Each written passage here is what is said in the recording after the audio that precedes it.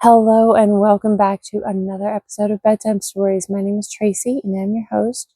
First off, I'd like to apologize for taking such a long break from reading to you guys. I was having to work a lot. I was driving for DoorDash. My muggle job is being a CNA in a nursing home.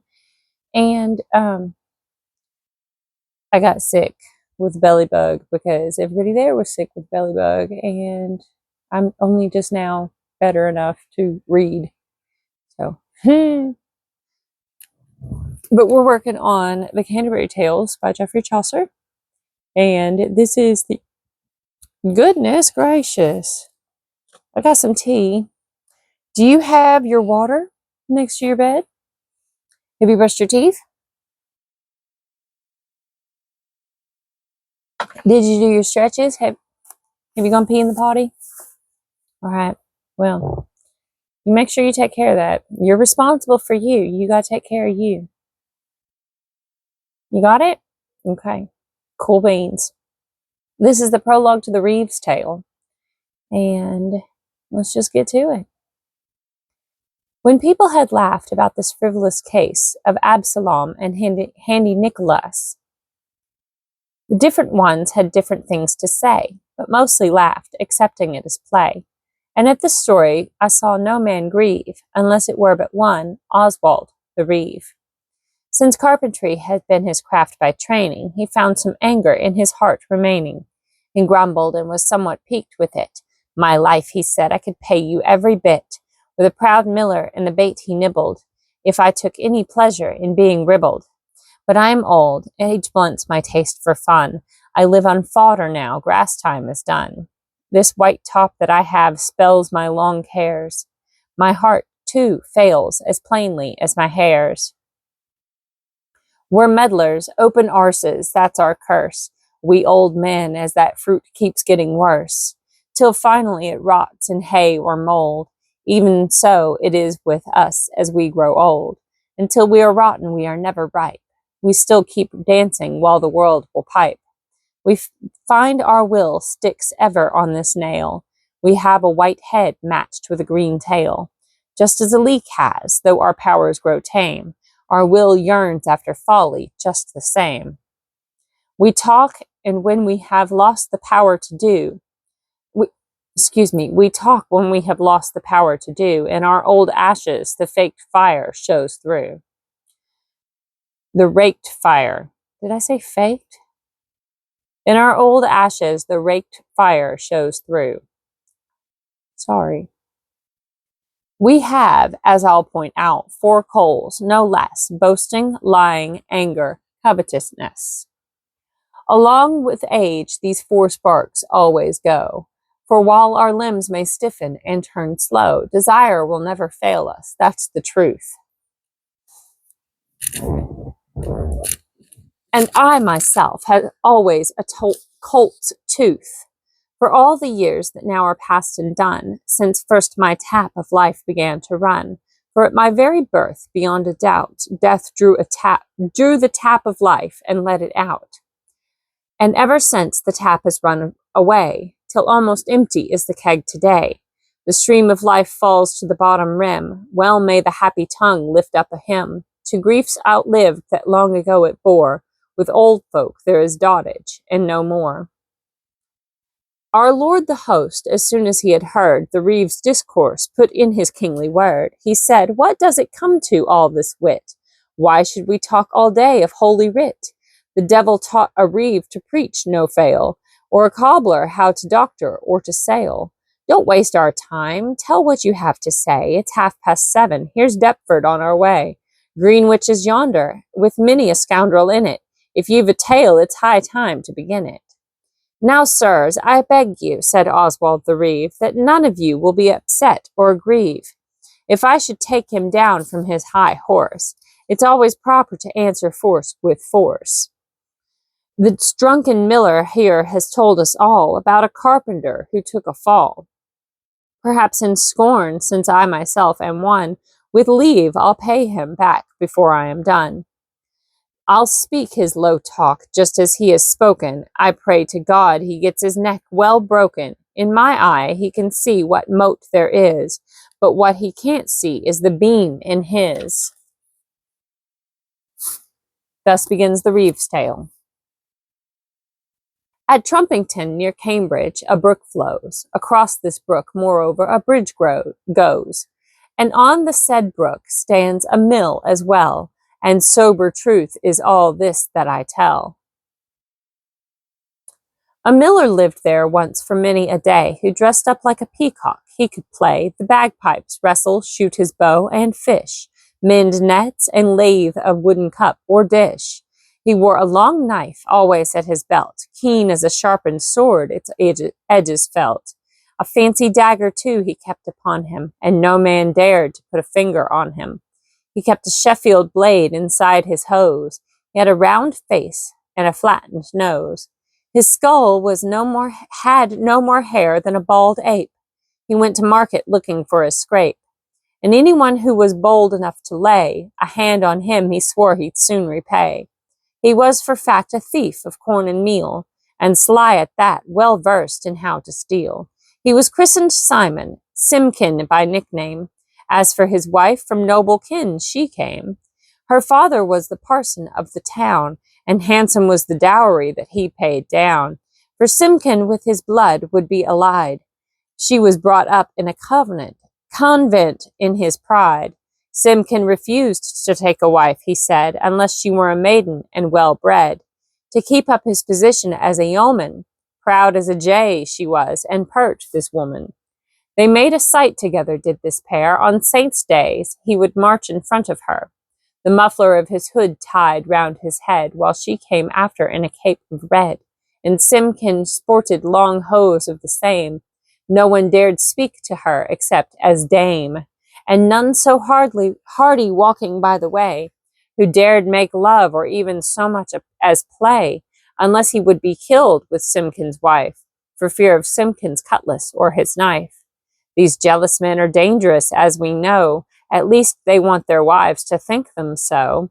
She suffered a smirch by being a priest's daughter, and so she was as snotty as ditch water. Hoity-toity and down her nose to spare, a lady ought to carry herself with care. She thought, what for the duty of maintaining her kinship and her stock of convent training. Between them they produced a daughter, grown to 20 or so, and save for her alone, no other children except one, a mere babe in the cradle, some half a year. She was plump, well-rounded wench, this lass. Her nose was flat, her blue eyes clear as glass, her buttocks broad, her breasts were high and round, but she had lovely hair, and that's no lie. This parson, seeing that the girl was fair, had it in mind to name her as his heir. Both of his goods and dwelling in addition, he made her marriage hard, for his ambition was to bestow her hand and property on blood that came of worthy ancestry. The things that are holy churches must be spent on blood that holy church owns by descent.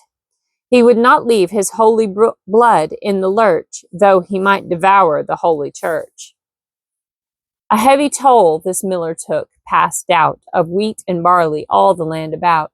He cheated the great college, worst of all, that stands in Cambridge, King's or Solar Hall, for he was given their malt and wheat to grind. They happened on a certain day to find their steward sick and in a stupor lying. They thought for certain that he must be dying. And so this miller stole both meal and corn, more than he ever had since he was born. 100-fold he thieved it courteously before, but now he stole outrageously. The provost stormed and raised a great affair, but all this gave the miller little care. He talked big, swearing, not so, on his oath. 2 poor young students at that time were both, residing in this hall of which I speak. They loved their fun, and they were full of cheek, and merely for a jaunt they busily begged the provost to let them go and see. Their corn ground at the mill, each Betty's neck. The miller wouldn't cost them half a peck. Whether by force or sleight he tried to thieve. At last the provost granted them his leave.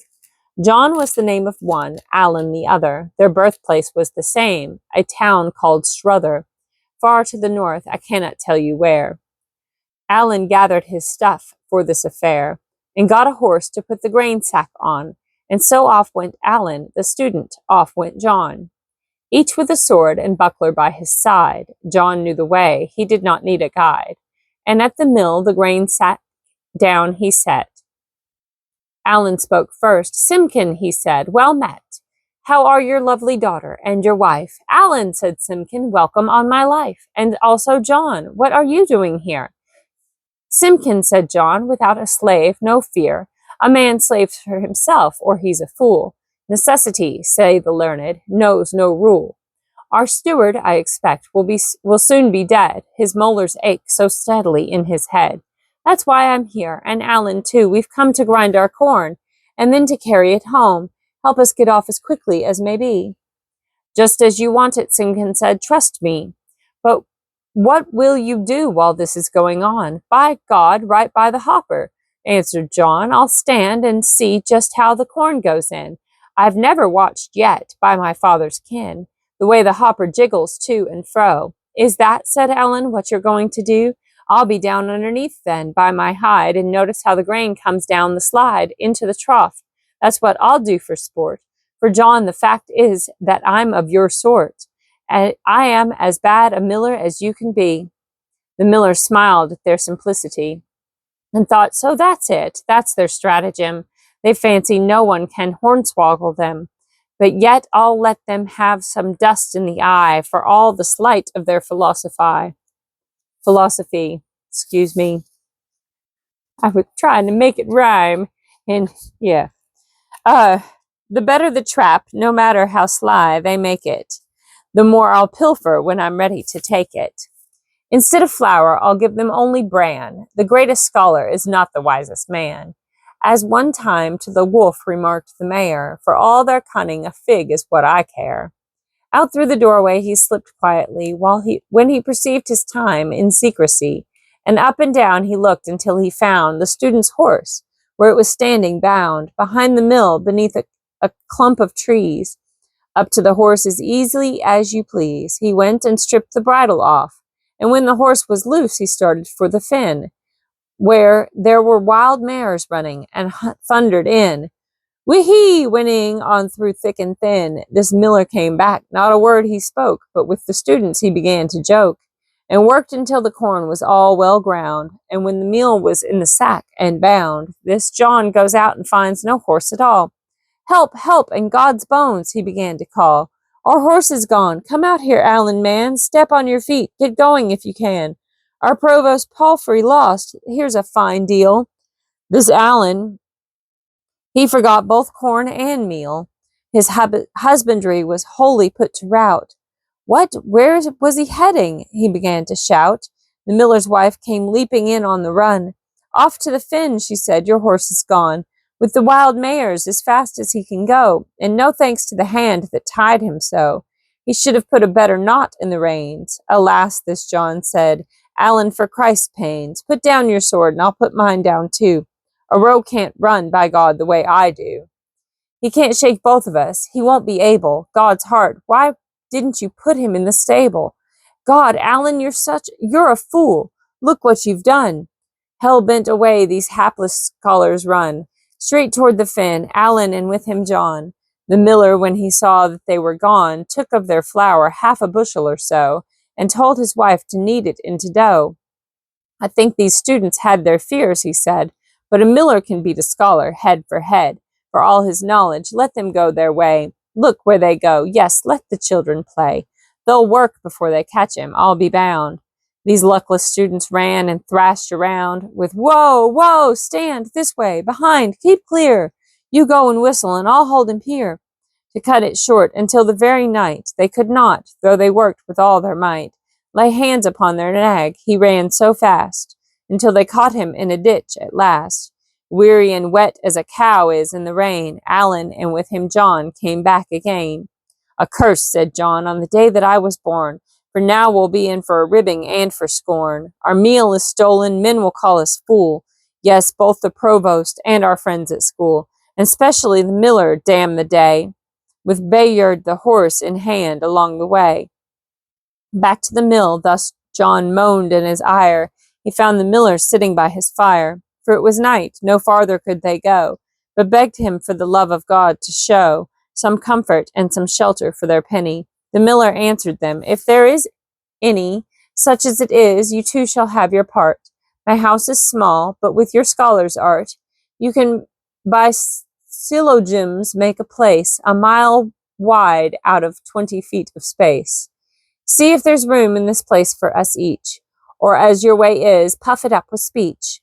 Now by St. Cuthbert, always a bright word, Simon, said John. Well answered, I have heard. A man must always take one of these things, such as he finds, or else as he brings. But specially, and I beg you most, get us some meat and drink, make cheer, good host. And we will pay in full, you understand. A man can't lure a hawk with empty hand. Look, here's our silver, ready to be spent. His daughter off to town the miller sent, for ale and bread, and roasted them a goose, and tied their horse no more to wander loose. In his own room he made them up a bed, with sheets and chalon blankets neatly spread.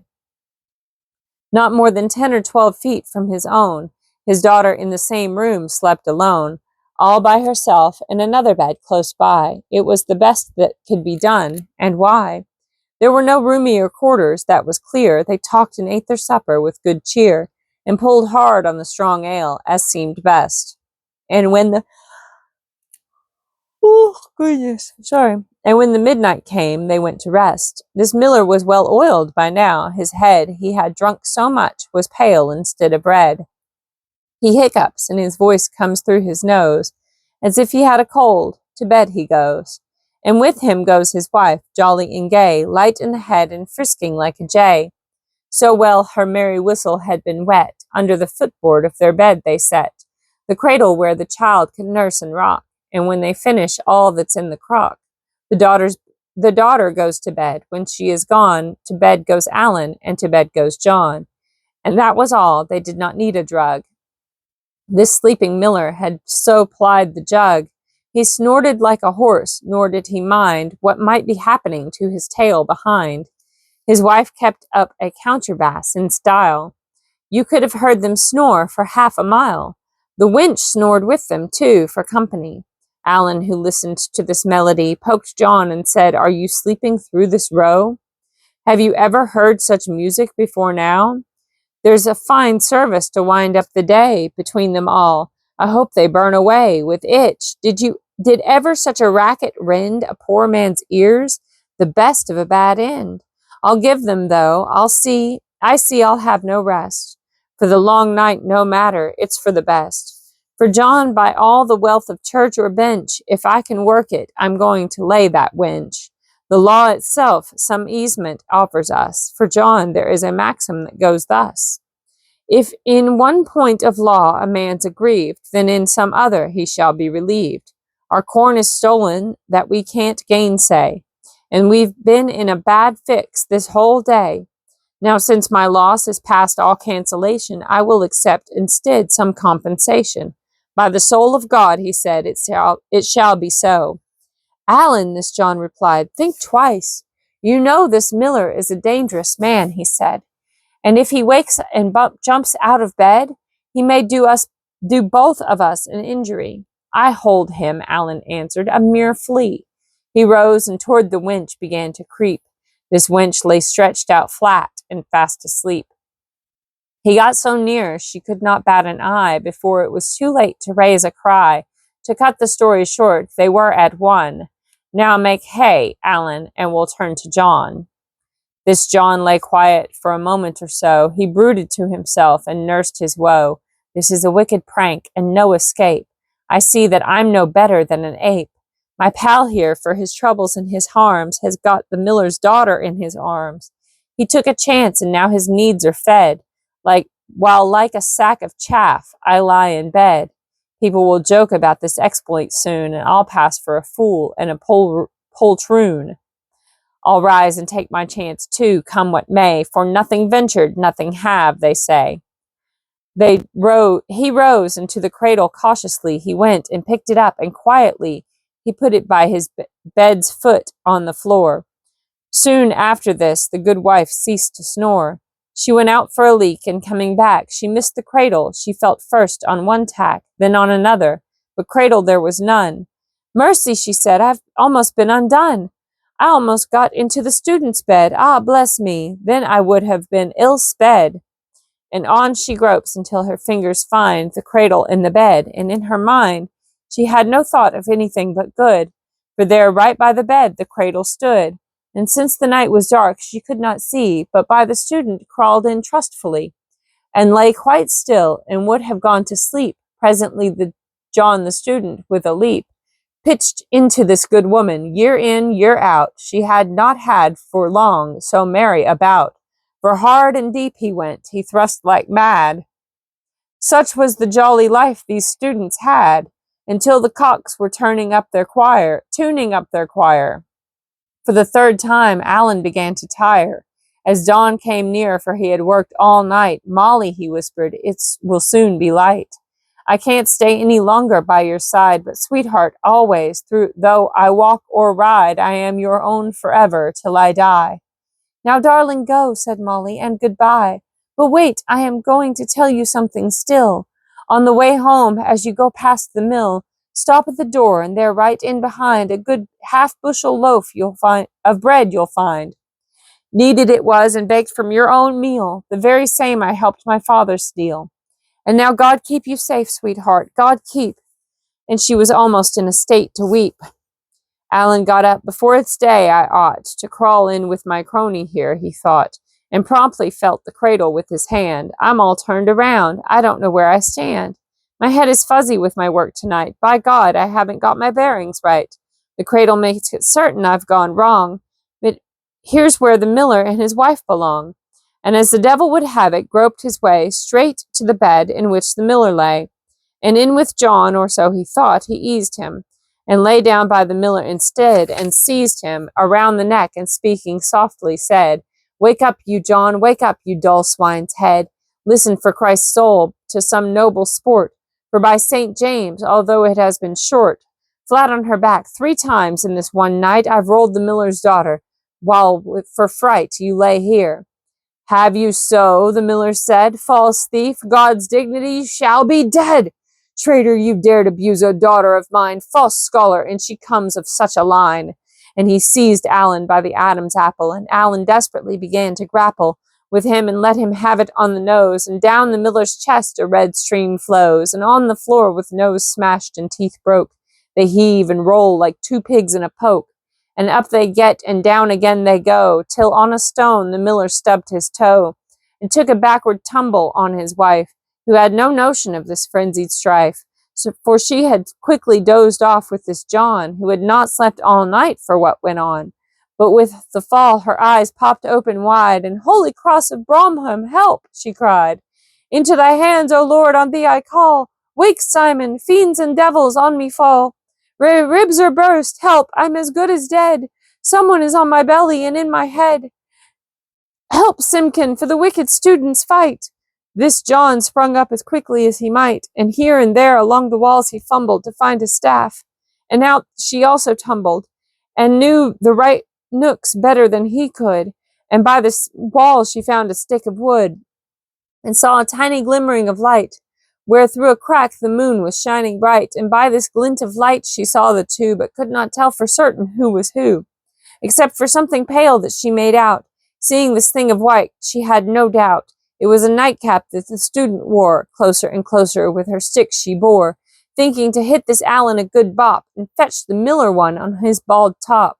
He went down with a yelp. Ow, I am dying! These students beat him up and left him lying, and quickly dressed and got their meal and horse, and set out promptly on their homeward course.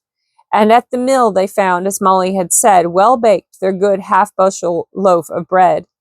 And so this proud miller got himself a beating, and lost his labor with all his cheating, and paid for every bit they had to sup.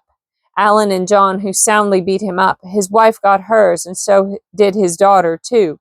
This comes the cheating of the false. This comes of the cheating that false millers do. True are the words of this old proverb still. Let him not look for good whose works are ill. For tricked himself shall every trickster be, And now may God, throned high in majesty, bring us both great and small into his glory. Thus I have paid the miller with my story. Sorry.